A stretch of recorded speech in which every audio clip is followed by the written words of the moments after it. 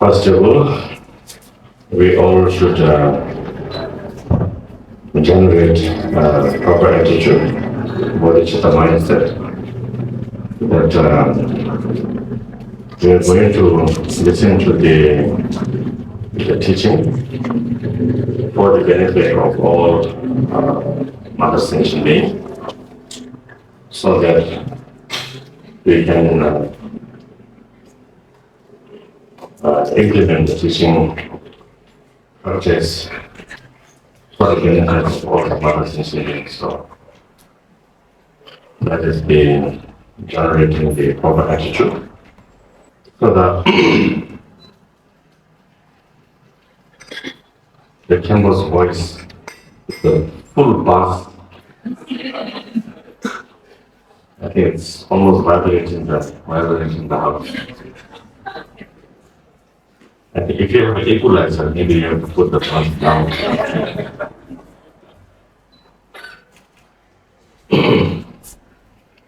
So just to start with some jokes. Okay, so it gives me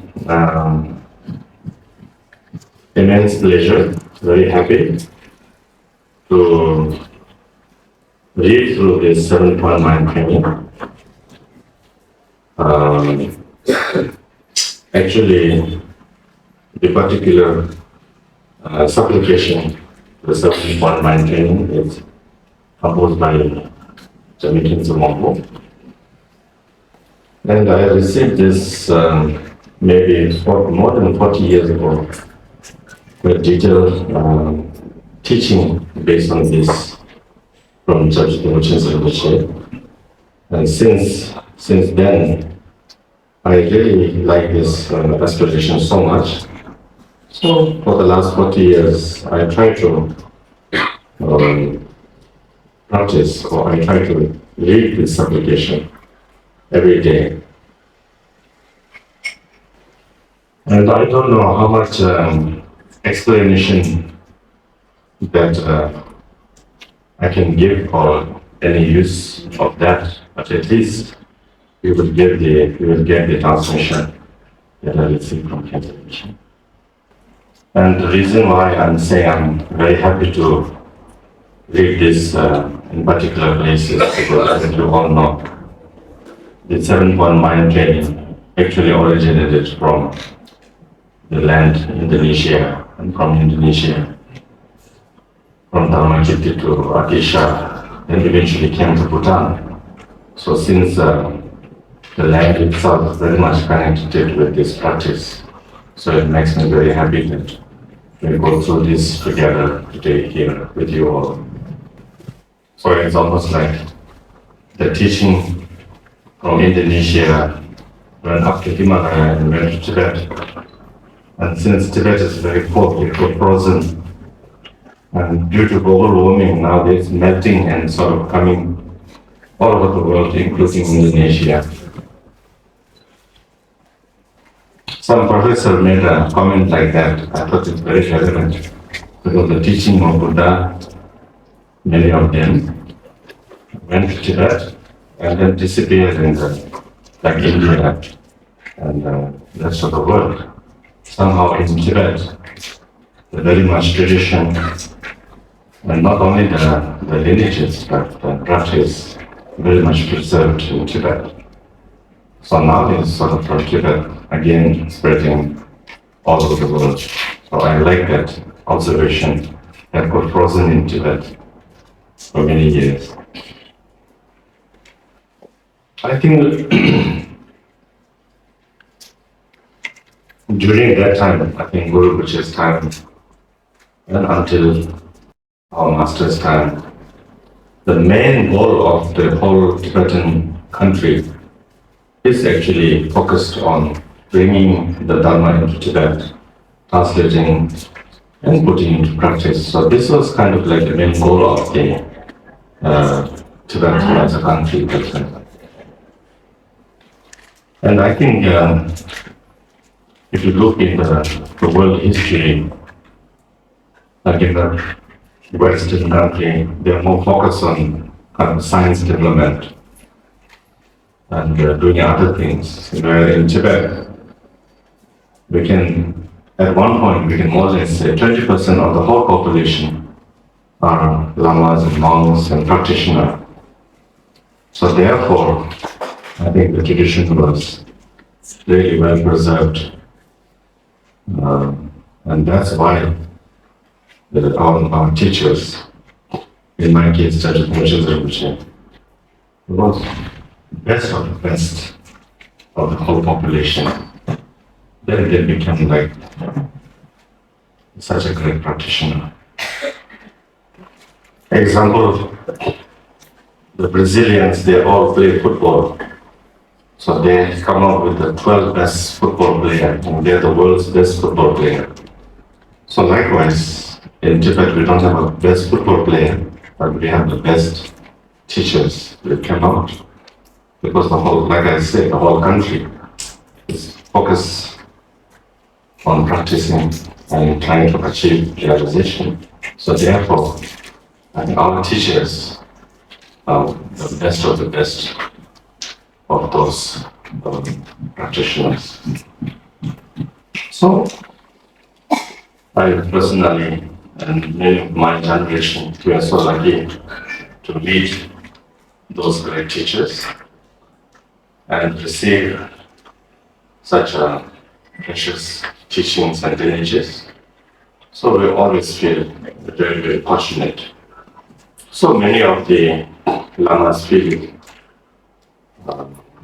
it's very important to preserve the lineage and share it with people who are interested. And we feel responsible, or we feel it's our duty to carry on this lineage and share it with the rest of the world. So today, they give me 1.5 pages of the teaching and ask me to talk for 4 hours. But I'm not a scholar. So if it's a scholar, maybe one word you can talk for 7 days.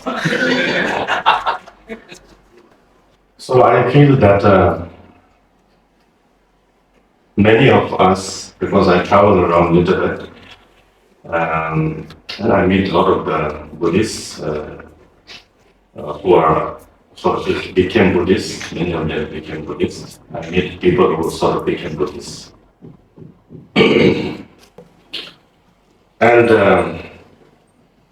many of them, or not necessarily, their background, their parents are Buddhist or practitioner, or somehow they sort of inspired and became Buddhist.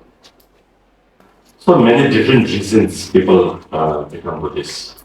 Some because they are sort of inspired by the Himalayan culture, or some maybe they face some difficulty in life, and then they look for some kind of spiritual help, then they found Buddhist.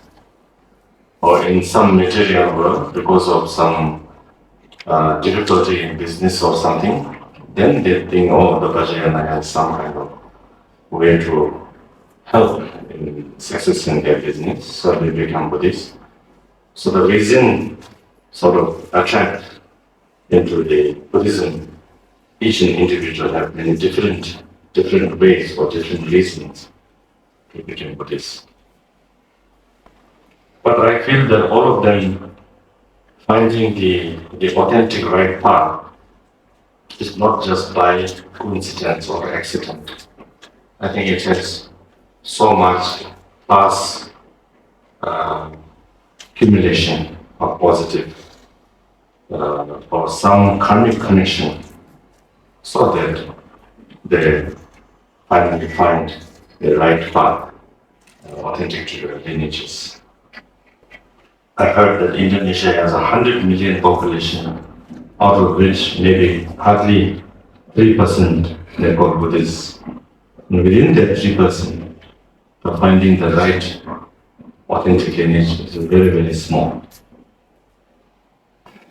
So those who already became Buddhist and joined in this path, I think you should feel how grateful, and how precious and how a rare opportunity it is to find this right path and the right lineage.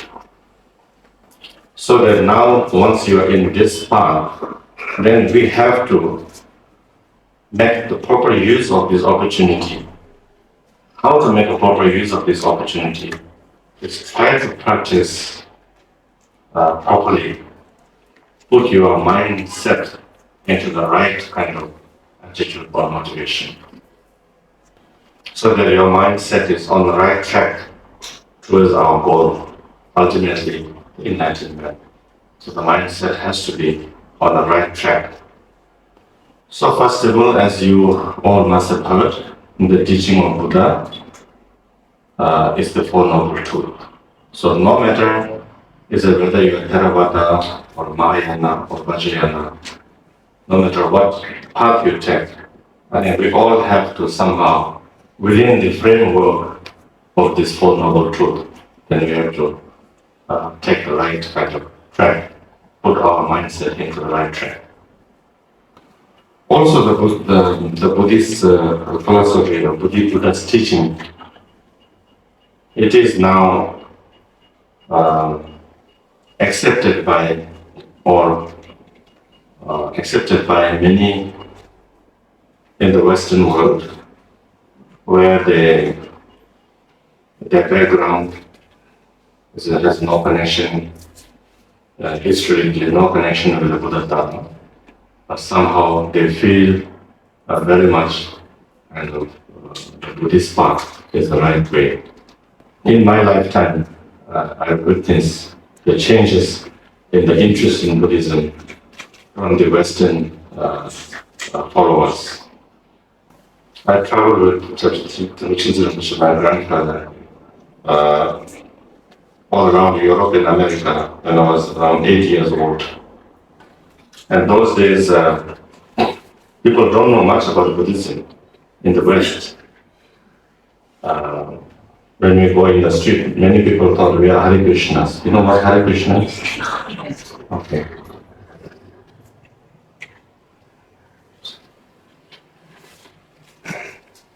Hare Krishna. The reason why everybody knows Hare Krishna is their words little bit like Southern rock and they make a lot of noise in the town, so everybody knows it. Isn't it?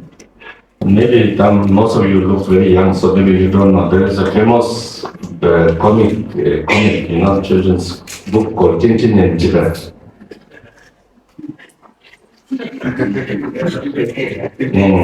There's some Tibetan Lama in that comic. So when you go in the street, they say, "Oh, look, Tintin in Tibet." So even the audience, the people who come for the teachings, many of them like the hippies. You know hippies? Some older people don't know what hippie is. Hippie is kind of movement in America where the people don't want to do anything and looking for some kind of exotic Asian, some kind of exotic spirituality. So things like that. People who don't want to work, smoke some ganja. So these are the people who are interested. So that was 1970s. Now, till now, I travel many, not as much as some other lamas, but I travel a little bit. And I see the gradual change in the audience. People who are interested in Dharma, I see this gradual change. People who are very educated, doctors, engineers, from all different kinds of backgrounds, especially the scientists and neuroscientists. So the audience sort of changed. One time I was in MIT when His Holiness Dalai Lama gave a teaching dialogue between science and Buddhism. That day there was 800 scientists, mostly neuroscientists, they attended the seminar, discussion about the mind. So the reason is they feel that the Buddhist philosophy, the teaching of Buddha, is based on fact. It's not some kind of mysteries or some kind of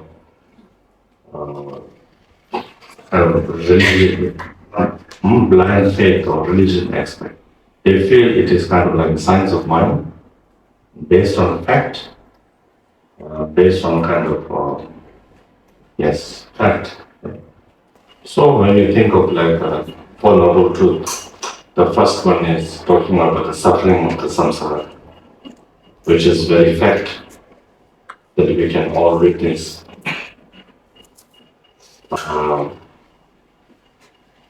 We all experience, we can always witness.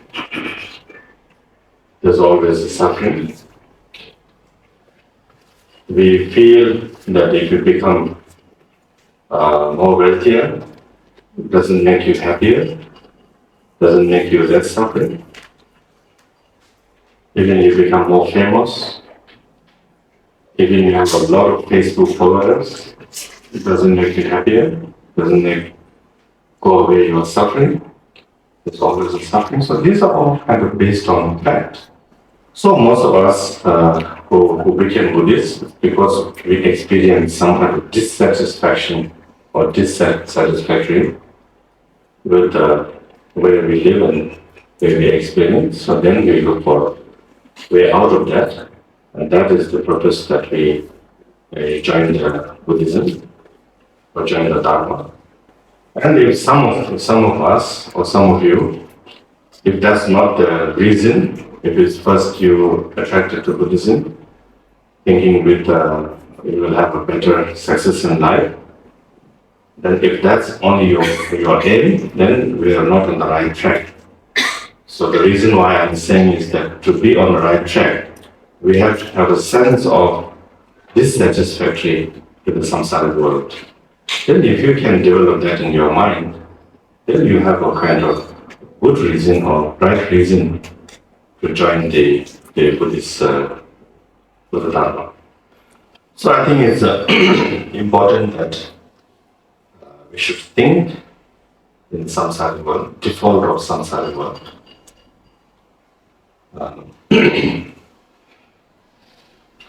By thinking, then you will have less attachment to our worldly life, the fame, the wealth, all those things.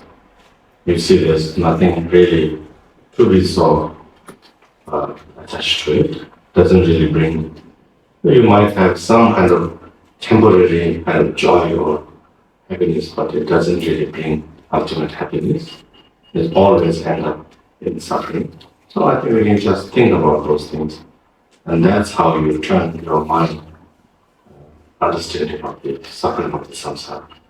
So understanding of the suffering of the samsara has to come from analyzing and thinking. Then it sort of comes naturally.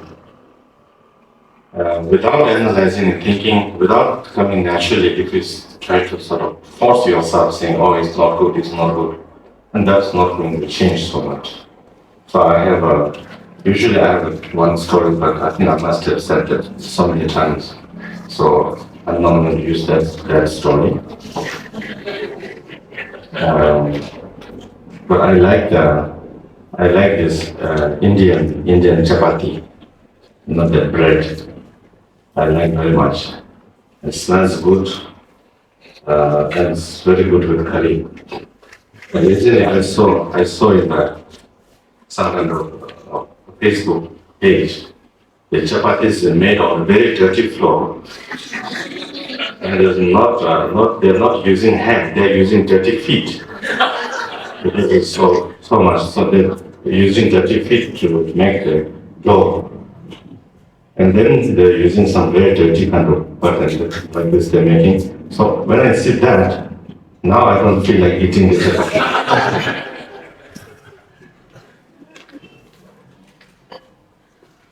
So you see, when you see how it was done, you naturally don't feel like eating. So likewise, if I didn't see how it was done, then if I have to say, oh, don't eat chapati, it will be difficult because it smells so good. So when you see the background, then naturally, so similarly, I think if you think about the samsara, the default of all this kind of pain and wealth, that we have so much kind of longing, is it? That wanting. So if you think about it, then you really have a natural kind of understanding of the suffering of the samsara. So it's not so difficult to have this feeling of kind of disgust of the samsara world, understanding of what we call dukkha. So the second teaching is the cause of the suffering. Again, thinking what really cause of the suffering, our attachment, our desire, our anger. So these are the cause of the suffering. So that also, if you sort of analyze a little bit, nobody is very, very happy when they are so angry. Nobody feels very happy when they feel kind of jealousy. So all these negative emotions cause of the suffering. So these are more negative emotions, but nobody feels very happy. The one most stupid emotion I feel is jealousy. If you really think about it, it's very, very stupid. Because you are jealous of somebody's happiness. You're never jealous of somebody's suffering. Oh, he's so poor, I'm so jealous. You don't feel that, right? So we always feel jealous of somebody's happiness, jealous of somebody's joy. So it's a very stupid kind of emotion. So similarly, I think all these negative emotions, the more we have, the more cause of the suffering. So these are also very fact. So then the third teaching is possibility to get rid of the cause of this all suffering. Possibility to eliminate our negative emotions. Because the logic behind is that these negative emotions not inherent with our nature. It is sort of dirt on our clothes or dirt on our cup. So if you wash this dirt, then we can remove it. Because, for example, we get angry, but the strong anger doesn't last very long. I don't think anybody is from morning till evening very angry. Not possible. Yeah. So then, how to eliminate or how to at least to make it smaller is by using antidote. Against the anger, you have a loving kindness. Or against jealousy, you have rejoice. So things like that. By developing antidote of this negative emotion, there's less space for the negative emotion to grow. So this is the possibility of cessation by removing the cause of the suffering or the negative emotions. That's what we call the third teaching of Buddha. Is the cessation, truth of the cessation. So then now the path is that how to implement, how to practice so that you will achieve the cessation. So this is the fourth teaching. So His Holiness Dalai Lama's teaching, he uses Buddhist science. Science because scientists always analyzing something. What caused this? What even flower? They say, oh, what kind of DNA, what kind of gene, they're always analyzing. So similarly, there's a Buddhist science we are analyzing. Then based on understanding, finding from this research, then you will have some idea, oh, it is like that. That is called the Buddhist view, or the science also view. Then based on research, based on fact finding, then you have the practice. So Buddhist science, Buddhist view, Buddhist practice. So the first two teaching, the suffering and the cause of suffering, these two in the science, and then possibility of eliminating the negative emotion, cause of the suffering, it is the Buddhist view.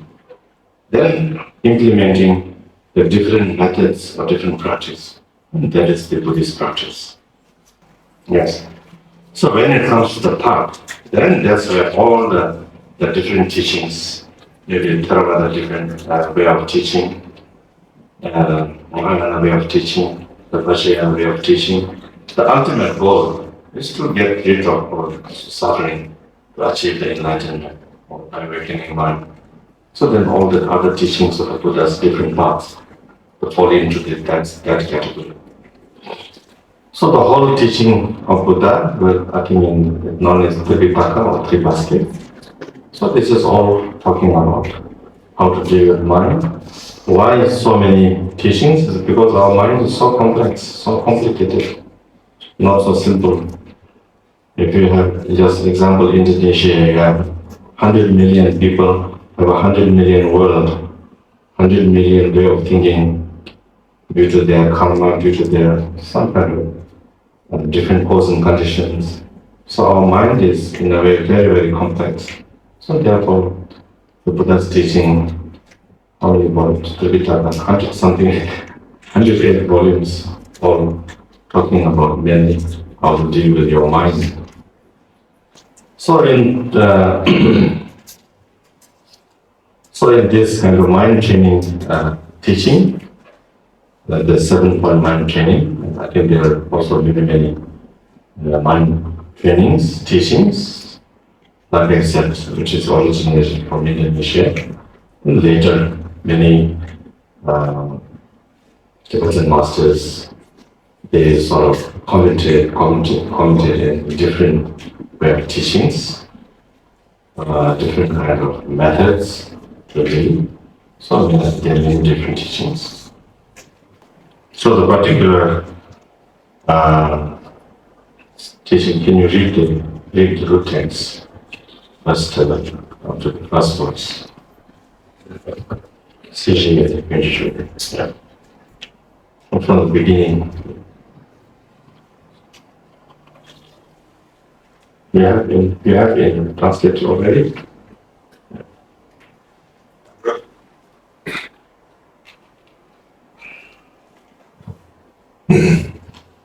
Ambrosia for the mind.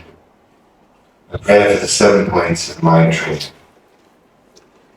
Commenting upon the 7 points of mind training, with instruction of the precious Vedantas, what held the teachings of the 7 divine Dharmas in the tradition of Kyabje Rinpoche. There are 3 main parts. Part 1, put in the beginning, which is divided into 2. The title of the prayer, Ambrosia for the mind, a prayer for the 7 points of mind training. And secondly, homage. I bow down before the spiritual guides of the Supreme Vehicle, source of all that is positive in samsara and nirvana. May the precious masters grant their blessings so that my mind is purified through the 3 kinds of faith. So first one is supplication, the first words. So why we have to rely upon the teacher, our authentic teacher? It is quite often given example that if you want to sell boat, then you cannot just sell the boat reading the manual, because you need a lot of guidance to learn how to sell the boat properly. So Guru is someone who inspires you, someone you that wish to become like, someone who inspires you with his enlightened qualities, someone who inspires you with his enlightened mind. So first we have to kind of think about the enlightened qualities of the spiritual master. Alright, I'd like to add, sometimes say some jokes not to make too boring. Always not the perfect example, but sometimes I give an example that if you want to sell some kind of a beauty product, then you will, in the cover you will put a handsome man or a beautiful girl. And then you say, oh, if you put this cream, you will look like them. Then you get all inspired and then you buy this cream.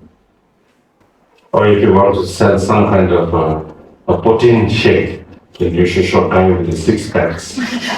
If you put a fat guy in the front, then nobody will buy that protein shake. Because you look at this, oh, maybe I'll become like this guy, the muscle, beauty. So you get kind of inspired, right?